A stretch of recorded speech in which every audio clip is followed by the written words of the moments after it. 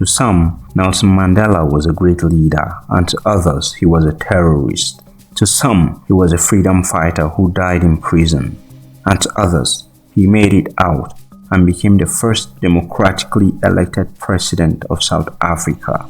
In this video, I will share with you some facts you probably did not know about the man, Nelson Mandela, a man considered to be one of the greatest Africans to have ever lived. Watch to the end and find out things no one told you about Madiba. 1. He was a cattle herder. Madiba was born into the Tambo royal family of Gadla Henry Mandela, a local chief and counselor to the king. His mother was Nosekeni Fani. He was born on July 18, 1918. Nelson grew up in a rural village in the Eastern Cape. As a boy, he herded cattle like many other kids at the time. While doing this, he still went to school. 2. Nelson Mandela appeared in a Spike Lee movie together with legendary actor Denzel Washington. More than a great political figure, Madiba also had a movie appearance to his credit when he made a cameo appearance as a Soweto teacher in the movie Malcolm X. He appeared in the film together with other great Hollywood actors including Denzel Washington, Spike Lee, Angela Bassett, and Albert Hall. 3. Some South Africans believe the real Nelson Mandela died in prison. Madiba was always at the center of many conspiracy theories, but the one which topped was the claim that the real Madiba died in prison in 1985 at the age of 67. The proponents of the theory are of the opinion that following his death, the apartheid regime brought an impostor by the name of Gibson Makanda to play Madiba. It was this man that they claimed negotiated the end of apartheid and later became the president of the country. They claim that his death in 1985 was well known to South Africans, and in fact, it was because of the loss that the country performed 67 minutes of charity to pay respect to the real Madiba. Because so many people believe this, researchers came up with what is now known as the Mandela effect, a social phenomenon where a group of people share an incorrect memory of a common event, person, place, or thing. 4. Nelson Mandela was married 3 times. Many people outside of South Africa only know Winnie Mandela as the wife of Nelson Mandela because of films about him and his struggles. However, he had 2 other wives. The first wife of Madiba was a woman known as Evelyn Massey. They got married in 1944, only a few months after they met. Their marriage was blessed with 4 kids, Thembekile, Makaziwe, Magatho, and Makaziwe. They lost their second child 9 months after birth, and so when they had another girl, they named her Makaziwe after the first. In 1958, their marriage ended in divorce. This was caused by the political activities of Madiba and his alleged involvement in extramarital affairs. He was alleged to have been involved with various women, including his secretary, Ruth Mompati, and ANC activist Lilian Ngoyi, as alleged by some of his biographers. Madiba married his second wife, Winnie Mandela, the same year that his first marriage ended. That said, they met and started dating in 1957 while he was still married to Evelyn. They were married for 5 years before Mandela was arrested and imprisoned from 1963 until 1990. The marriage came to an end in divorce in 1992. This time around, it was alleged that the reason for the divorce was adultery on the part of Winnie. Madiba revealed that while he was still with her, she made him feel like the loneliest man alive. Their marriage was blessed with 2 children, Zinzi and Zenani. In 1998, while he was still president, Madiba married Graça Machel, who was previously married to the president of Mozambique, Samora Machel, until his death in 1986. With the marriage, Graça became the only woman to be first lady of 2 different countries. The marriage lasted until the death of Madiba in 2013. 5. He was once considered a terrorist. Today, the whole world considers Madiba to be a great freedom fighter, but this was not always the case. There was a time when he was seen as a terrorist for his activities in ending apartheid regime in South Africa.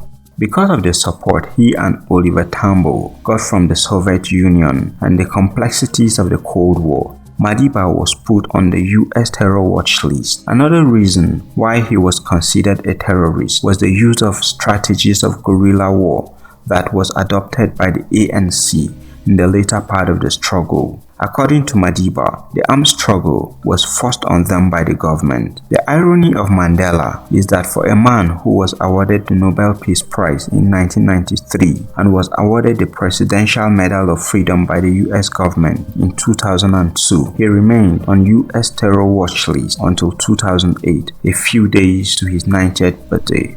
6. He once worked as a night watchman.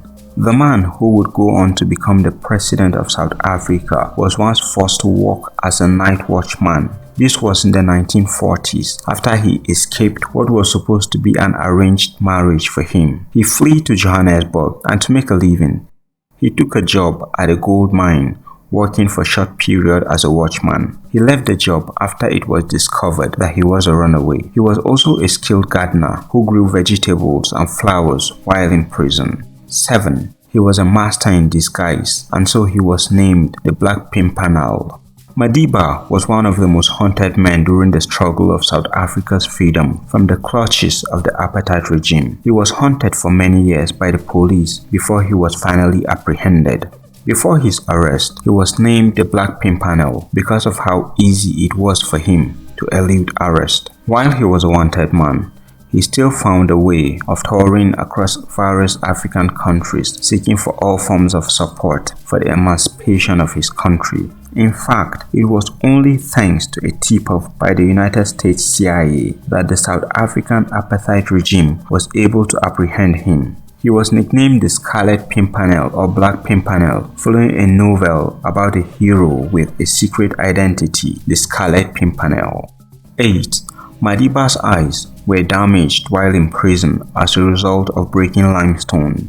The many years of Madiba behind bars affected many aspects of his life, including his eyes, which were damaged as a result of hard labor of breaking limestones. While it was clear that his eyes were damaged, the truth behind what really happened was never fully understood. There are two interesting and opposite stories regarding the extent of what he suffered. The first claimed that his days in Robben Island damaged his tear glands, so his eyes were always crying, or to put it in better words, bringing out tears. It was claimed that this was so serious that he sometimes found it difficult to read teleprompter without shedding tears. The then president underwent a surgery in 1995 to fix the issue. According to this version of the story, the surgery was carried out by an oculoplastic surgeon, Richard Weiss. The other side of the story claimed that what happened to him in prison left his eyes completely dry, so much that he could not cry or shed a tear. A procedure was carried out on him by a Dr. Percy Amoyles, who was later described as the man who made Madiba weep. Whatever the true story, all we know is that Madiba's eyes were damaged while he was in Robben Island. 9. Madiba was an honorary citizen of many countries, and he received the highest awards in others. Madiba was a citizen of Rome, Greece, the state of Rio de Janeiro, Brazil, the city of Florence in Italy, Canada, and Serbia. He has the honorary citizenship of these countries and cities. Apart from that, he was awarded the highest civilian awards conferred on individuals by different countries, including Ukraine, India, Angola, and the United States. 10. There are many books and films about the life of Madiba. Mandela wrote his autobiography, A Long Walk to Freedom. Apart from this, several other biographies were written about him, including one by Mary Benson, followed by two more, which were authorized and written by his friends. Two more were later written. He was also depicted in films such as Mandela, Long Walk to Freedom, the miniseries Madiba and Invictus. He was also the subject of many documentaries, including The 16th Man.